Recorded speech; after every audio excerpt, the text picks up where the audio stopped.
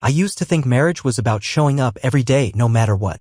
Choosing your person over and over even when it was messy, even when the spark dulled and life got heavy. I believed that's what we were doing. That we were both still in it, still choosing each other.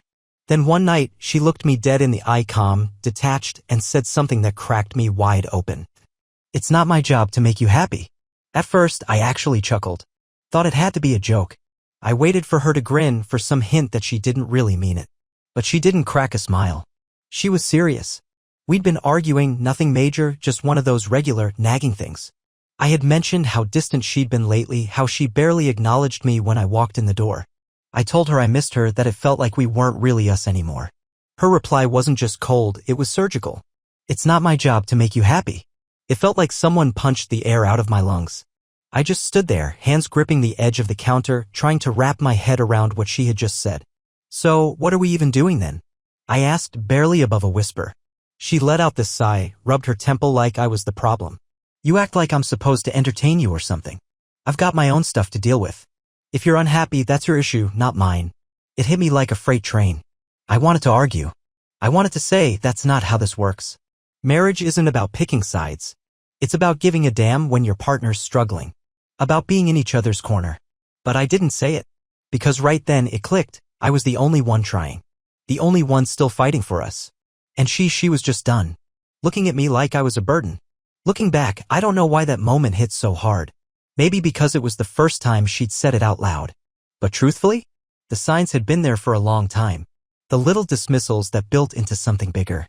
The way she pulled away when I tried to hug her. How my texts during the day went unanswered while she had all the time in the world to update her socials. She didn't ask about my day anymore. Didn't seem to care if I was okay or if I was quietly drowning. I kept brushing it off.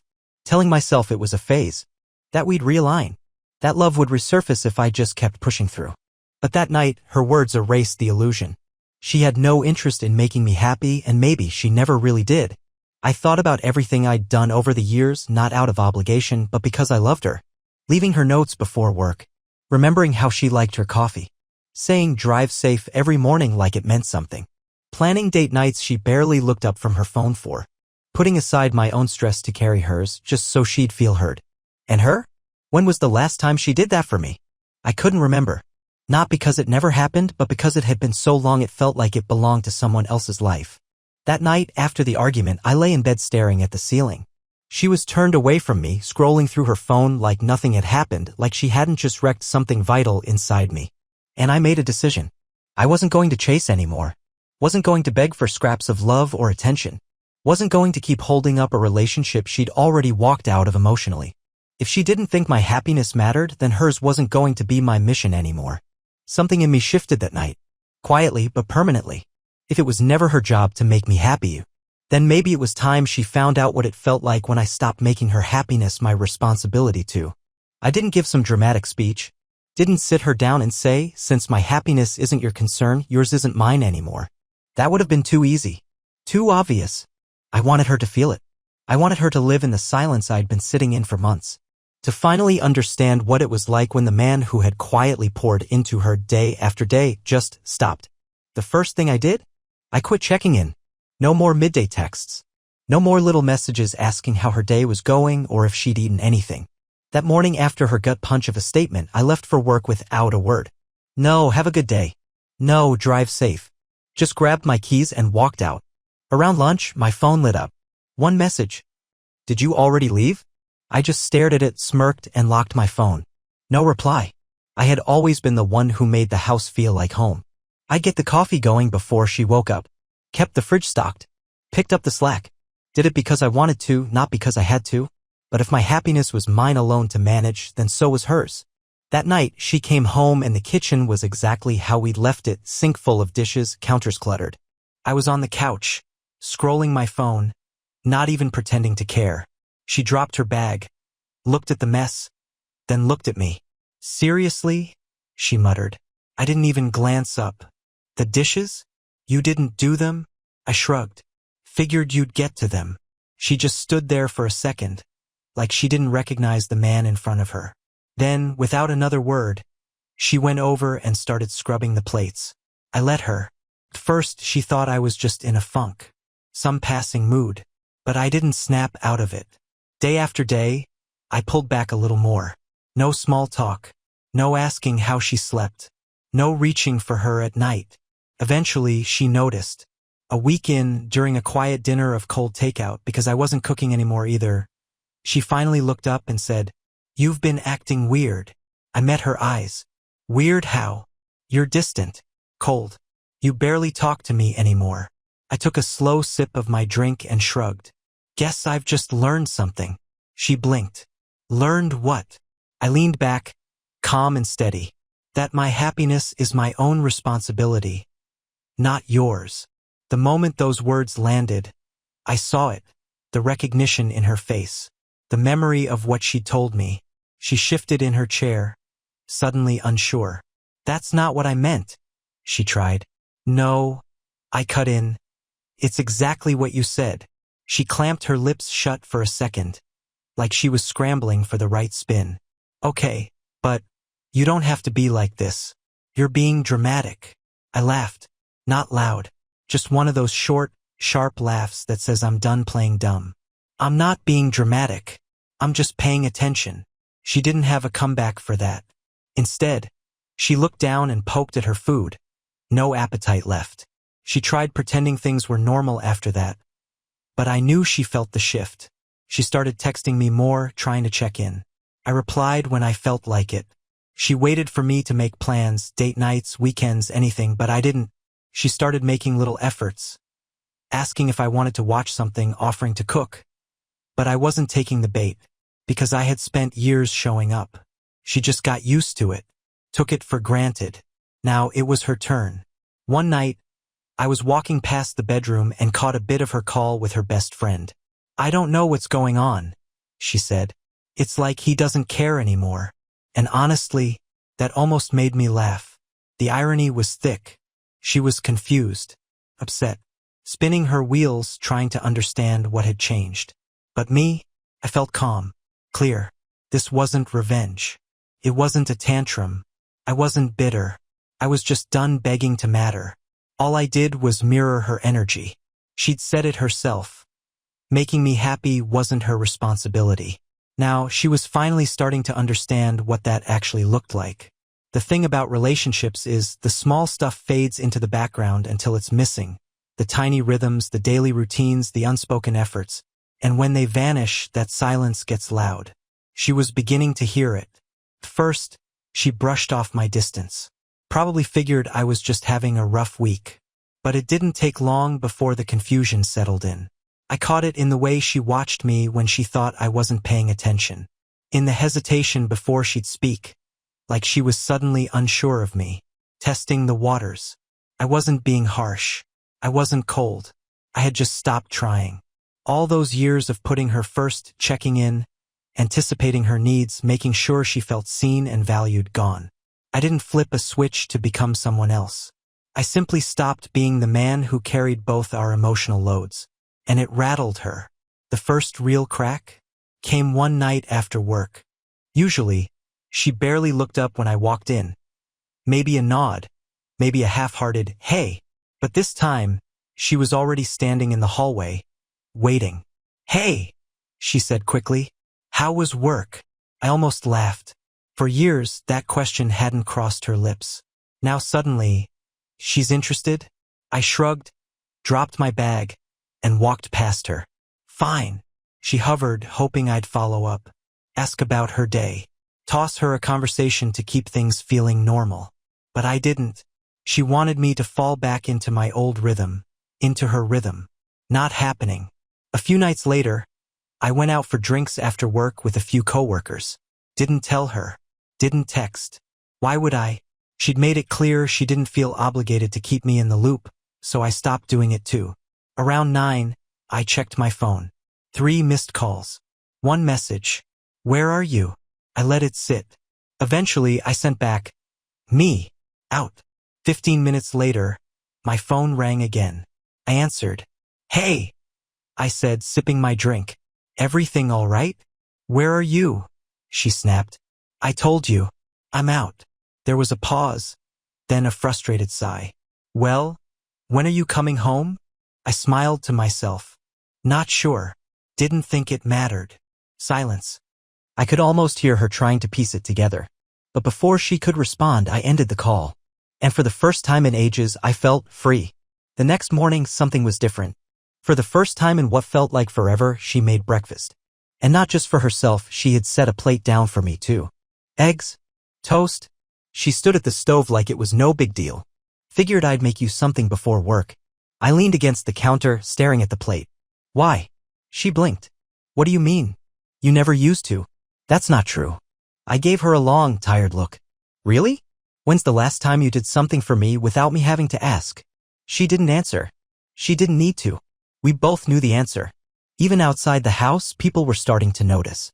We went out with some friends one night and one of her closest, Sarah, looked at me mid-meal and said, "You've been super quiet tonight.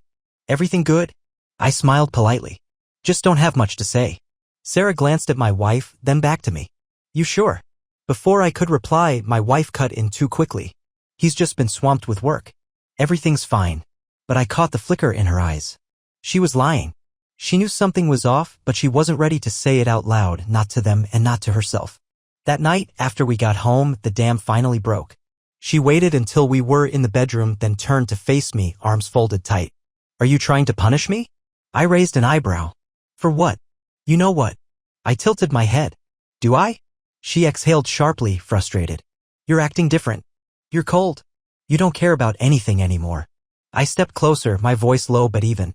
You mean, like how you've been for the last few years? She didn't answer. Because she knew. I stopped trying to make you happy. She flinched just slightly, but it was enough. Because she knew. She knew I was handing her the exact words she'd once thrown at me, only now she was the one feeling the sting. I leaned in, quiet, controlled. Doesn't feel so great, does it? For the first time, she didn't fire back. No snark. No deflection. Just silence. Her eyes locked on mine, and I could see it, the realization finally landing. This was the moment. This was when she finally understood what it meant when I stopped caring. And for the first time since she looked me in the eye and said her happiness wasn't my job. She was scared. I saw it. The balance between us had shifted. She was no longer in control. She'd grown comfortable with me always reaching, always adjusting, always giving more than I got. But now, I wasn't chasing.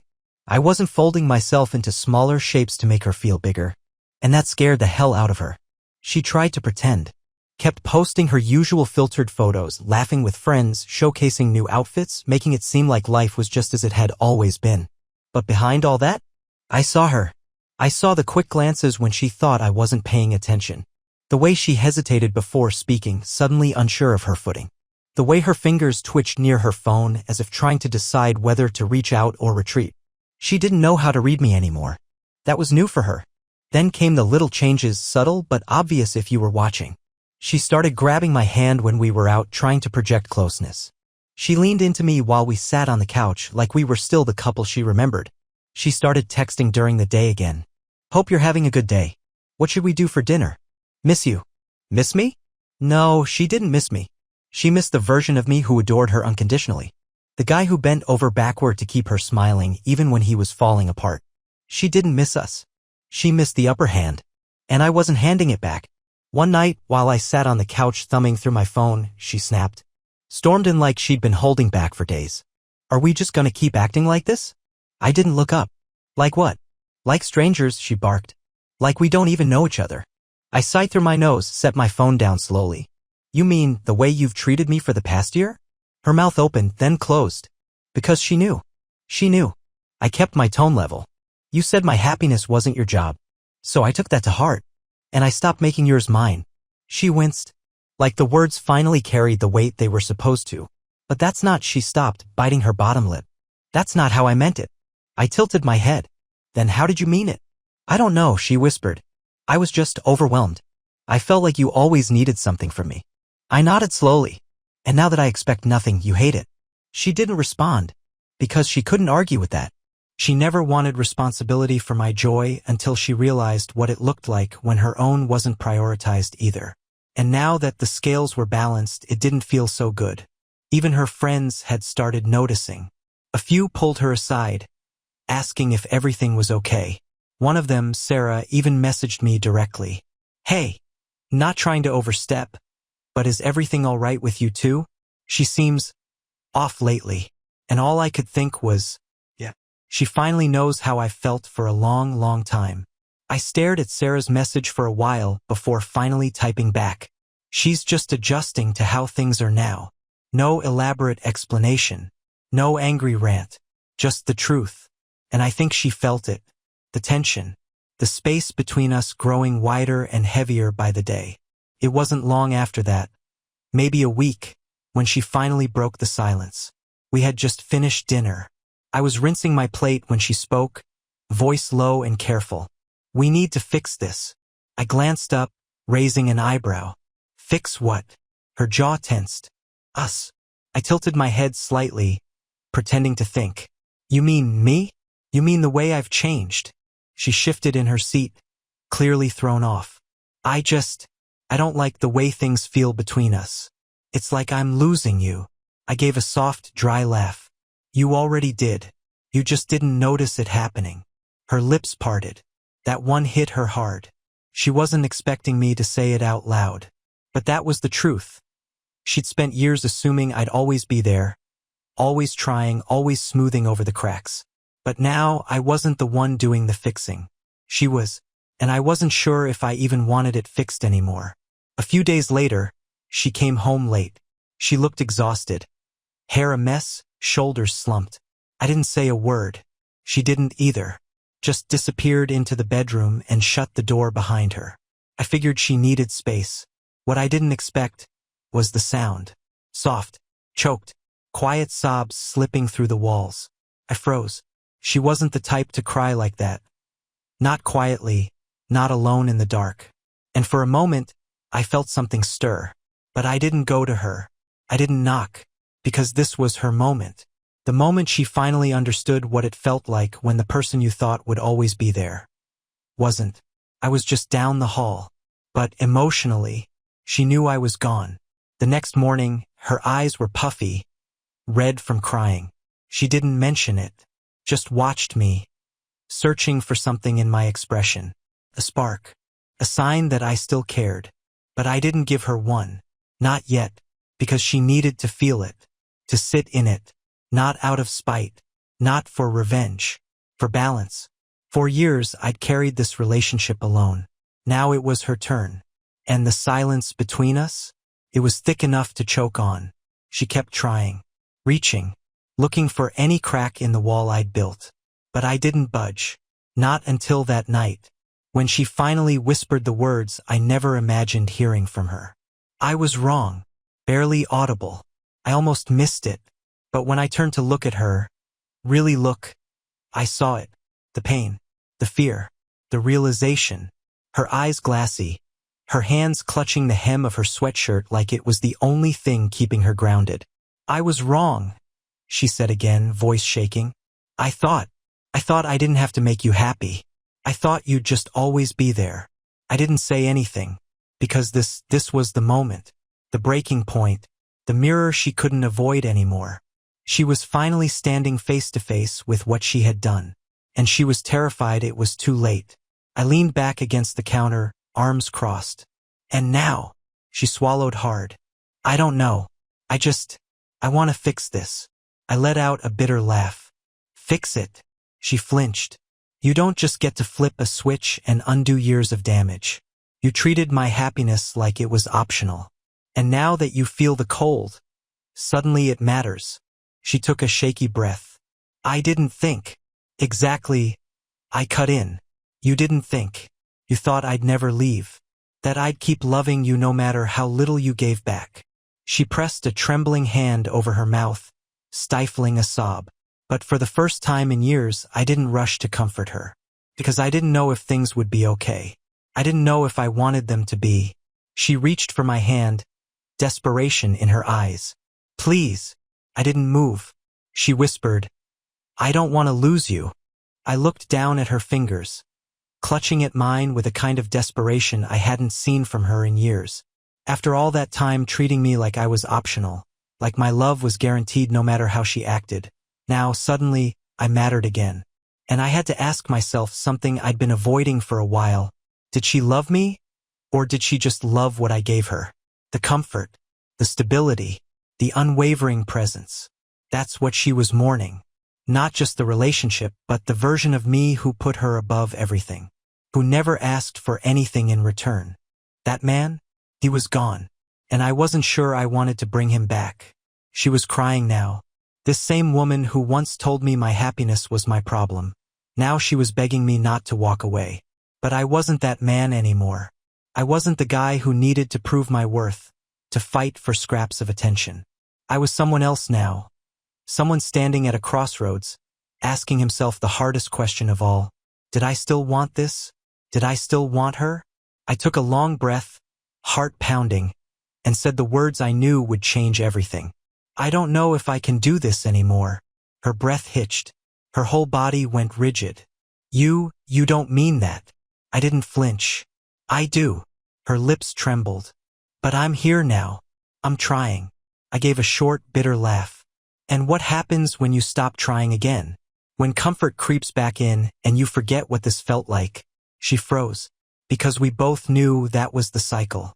This wasn't about one moment, one argument, one apology. This was about years, patterns, disrespect dressed up as normalcy. And the truth was, now that I had learned what it meant to put myself first, I didn't want to go back. I can change, she said, her voice cracking. I swear I can. Can you? I cut in.